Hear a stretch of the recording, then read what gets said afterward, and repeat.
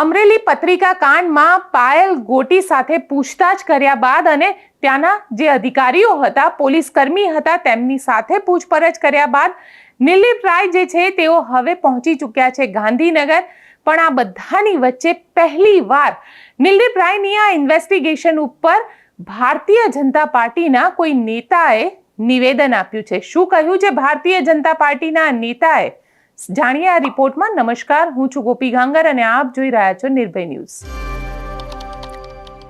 અમરેલીની પાયલ ગોટીને રાત્રે 12 વાગે તેના ઘરેથી પોલીસ દ્વારા લઈ જવામાં આવી। ત્યારબાદ તેને પટ્ટો મારવામાં આવ્યો અને તેનું સરઘસ કાઢવામાં આવ્યું, જેને નામ આપવામાં આવ્યું રિકન્સ્ટ્રક્શન। પરંતુ પાયલ ગોટીની સાથે આજે આખો ઘટનાક્રમ થયો તે કોના કહેવાથી કરવામાં આવ્યો અને પોલીસે કર્યો તો કયા પોલીસના કર્મચારી જે છે તે આની અંદર સામેલ હતા? આખા મામલાનું જે ઇન્વેસ્ટિગેશન છે, જે તપાસ છે, તે તપાસ ડીજીપીના કહેવાથી સ્પેશિયલ મોનિટરિંગ સેલના નિલપ્રીત રાયને આપવામાં આવ્યું અને તેનું ઇન્વેસ્ટિગેશન જે છે નિલીપ રાય કરી રહ્યા છે। અને નિલીપ રાય જે છે અમરેલી પહોંચ્યા હતા, તેમને પાયલ ગોટીનું નિવેદન લીધું, તેના માતા પિતાનું પણ નિવેદન લીધું, સાથે એ પોલીસ કર્મચારીઓનું પણ નિવેદન લેવામાં આવ્યું છે, જે પોલીસ કર્મચારી એ વખતે ડ્યુટી પર હતા। અને આખા મામલે હવે પહેલીવાર ભારતીય જનતા પાર્ટીના નેતા દિલીપ સાંઘાણી, જેઓ અમરેલીથી આવે છે, તેમને નિવેદન આપ્યું છે, કારણ કે નિલીપ રાય જે છે એ અમરેલીના એસપી પણ રહી ચૂક્યા છે, કડક અધિકારીની છબી ધરાવે છે। શું કહ્યું દિલીપ સાંઘાણીએ તે સાંભળીએ। નિલીપ રાય એસપી તરીકે અમરેલીમાં કામ કરી ચૂક્યા છે। જોલે જ કોઈ એસપીને લોકપ્રિયતા પ્રાપ્ત થયું એટલી સબળ લોકપ્રિયતા નિલીપ રાયે અમરેલીમાં મેળવી હતી અને લોકોનો વિશ્વાસ પણ નિલીપ રાયે અમરેલી જિલ્લામાં પ્રાપ્ત કર્યો છે।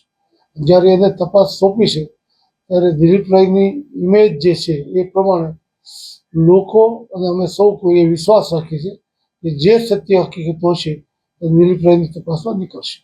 નિલીપ રાય એસપી તરીકે અમરેલીમાં કામ કરી ચૂક્યા છે।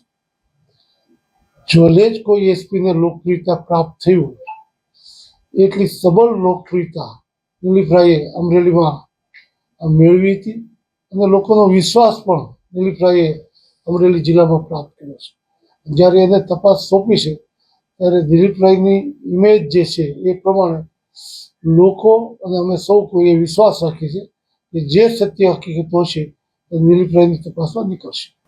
દિલીપ સાંઘાણી તો સ્પષ્ટ શબ્દમાં માની રહ્યા છે કે નિલીપ રાયનું ઇન્વેસ્ટિગેશન જે છે એ ખૂબ સારું હશે અને સચોટ હશે, કારણ કે કડક ઈમાનદાર અધિકારીની તેઓ છબી ધરાવે છે। પરંતુ અહીંયા સવાલ એ ઊભો થઈ રહ્યો છે કે આખા મામલે ડીજીપીને જે રિપોર્ટ સોંપવામાં આવશે તે માનવામાં આવી રહ્યું છે કે આ અઠવાડિયાની અંદર નિલીપ રાય જે છે તે પોતાનો રિપોર્ટ ડીજીપીને સોંપી દેશે।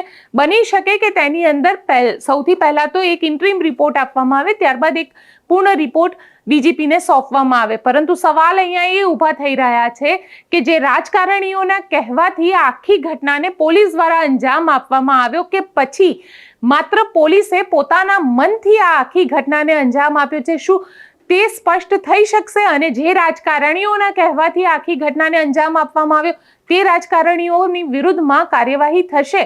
આ સવાલ અમરેલીની જનતા પૂછી રહી છે, ગુજરાતની જનતા પૂછી રહી છે, કારણ કે છેલ્લા ઘણા દિવસથી પાયલ ગોટીનો જે મુદ્દો છે એ સતત ગુજરાતમાં ચર્ચાનો વિષય બન્યો છે। આપને શું લાગે છે કે એવા રાજકારણીઓ વિરુદ્ધ અને એવા અધિકારીઓ વિરુદ્ધ કાર્યવાહી કરશે આ સરકાર? અમને કોમેન્ટ બોક્સમાં ચોક્કસથી લખીને જણાવજો અને અમારી ચેનલ નિર્ભય ન્યૂઝને લાઇક, શેર અને સબસ્ક્રાઇબ કરવાનું ભૂલશો નહીં। આભાર।